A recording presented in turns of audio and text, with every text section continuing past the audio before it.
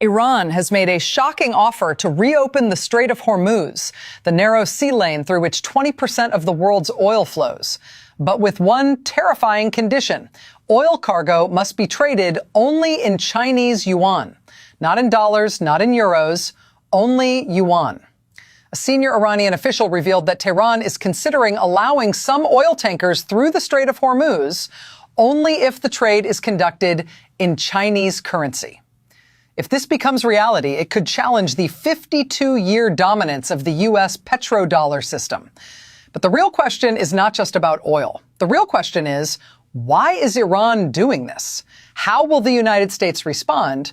And how could the entire world react if the global oil system begins to split into two currencies? To understand what is happening today, we have to go back more than 50 years. In 1974, after the oil crisis shook global markets, the United States made a historic agreement with Saudi Arabia. The deal was simple but incredibly powerful. Saudi Arabia, and eventually most of OPEC, would sell oil only in U.S. dollars. In exchange, the United States would provide military protection, security guarantees, and access to global financial markets. That agreement created the petrodollar system. And it changed the world. From that moment on, every country on earth that needed oil had to hold U.S. dollars. Japan needed dollars. Germany needed dollars. India needed dollars. China needed dollars. Even countries that hated American policies still needed dollars to buy energy. This created massive global demand for the U.S. currency. And that demand gave Washington an extraordinary power. Because when the world needs your currency, you gain enormous economic leverage. The United States could impose sanctions, freeze bank accounts, cut countries off from the financial system, pressure governments through currency markets. For decades, this system became the foundation of American global power.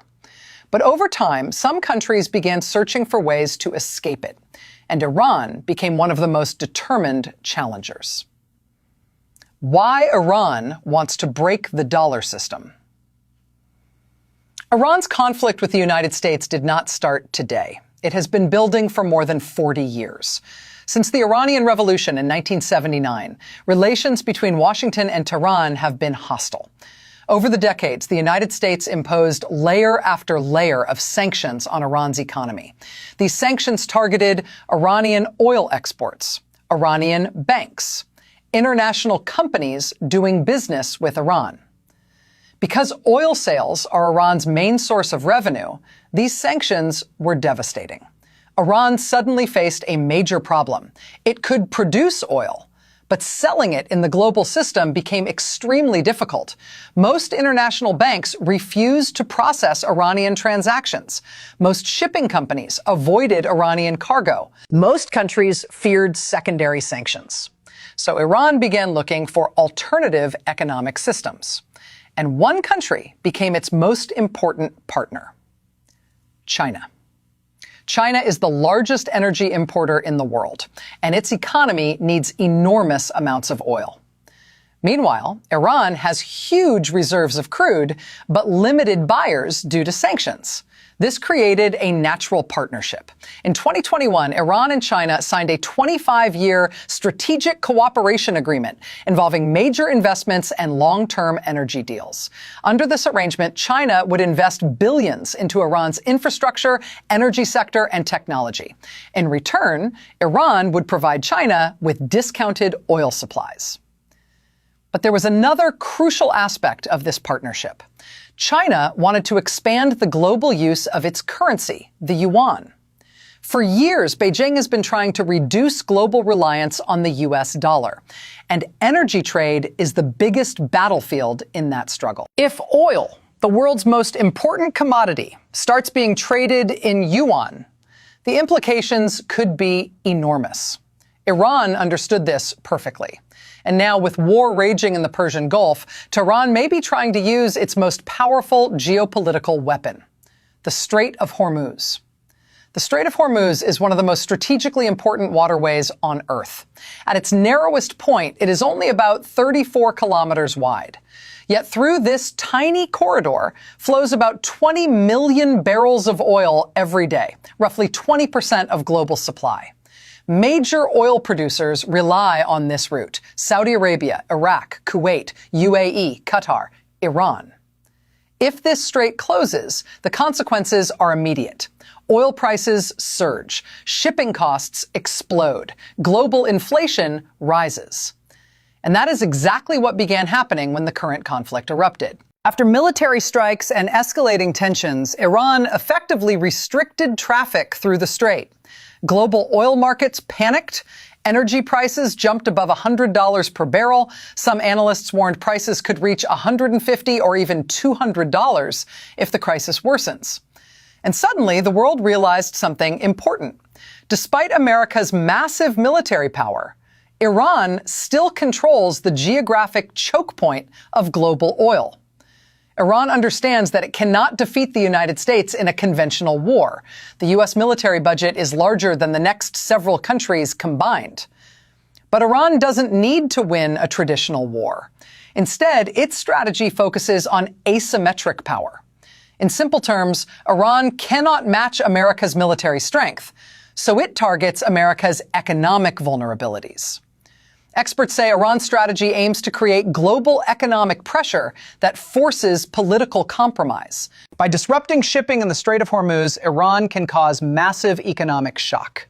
And by linking the reopening of the strait to yuan-based oil trade, Iran may be attempting something even bigger: a challenge to the financial architecture of global energy markets. If Iran seriously attempts to enforce yuan-based oil trade through Hormuz, Washington has several possible responses. Scenario 1: military escalation. The United States could dramatically increase its military presence in the Persian Gulf. This could include aircraft carrier strike groups, naval escorts for tankers, mine-clearing operations, airstrikes on Iranian naval infrastructure. But military escalation carries serious risks. Iran has already used mines, drones, and missile attacks in the region. Even a small naval confrontation could trigger a much larger war. Scenario 2: economic counterattack. The U.S. could impose even harsher sanctions on Iran. This might include targeting Chinese companies buying Iranian oil, blocking yuan-based oil settlements, pressuring banks to reject non-dollar energy payments. However, this approach also has limits. If China openly defies U.S. sanctions, enforcing them becomes much harder. Scenario 3: diplomatic pressure. Washington could pressure Gulf allies, such as Saudi Arabia, UAE, Kuwait, to maintain oil sales in dollars. If these major producers continue pricing oil in dollars, the petrodollar system would likely remain dominant. Scenario 4: strategic energy response. The United States and its allies could release massive oil reserves to stabilize markets. In fact, global emergency reserves have already been deployed to offset supply disruptions. This strategy buys time, but it cannot permanently replace the oil flowing through Hormuz. The rest of the world is watching this crisis very carefully because the stakes are enormous. European countries are already negotiating with Iran to ensure safe passage for their ships. Europe desperately needs stable energy supplies, but it also relies heavily on the U.S. financial system. So European governments may try to avoid choosing sides. China is perhaps the biggest winner if yuan-based oil trade expands. China imports huge amounts of energy from the Middle East. If it can pay in its own currency instead of dollars, Beijing gains enormous financial leverage, and the yuan becomes more influential globally. Russia could quietly support this shift. Since Western sanctions already pushed Russia toward non-dollar energy trade, Moscow has a strong interest in weakening dollar dominance. BRICS countries. Countries like India, Brazil, South Africa may begin experimenting with alternative payment systems for energy, not necessarily abandoning the dollar completely, but gradually diversifying away from it.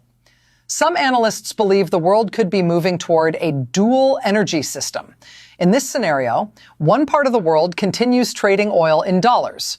Another part increasingly trades oil in alternative currencies, like the yuan. This would create something unprecedented: two competing financial systems for the same commodity. For example, Western markets might price oil in dollars through traditional exchanges. Meanwhile, China and its partners might develop yuan-based energy markets. The result? A fragmented global economy. But Iran's strategy also carries enormous risks. If the Strait of Hormuz remains closed too long, Iran itself suffers. Its economy depends heavily on oil exports. Blocking the strait could damage its own revenue. Some analysts warn that fully shutting the strait could even become economic suicide for Iran.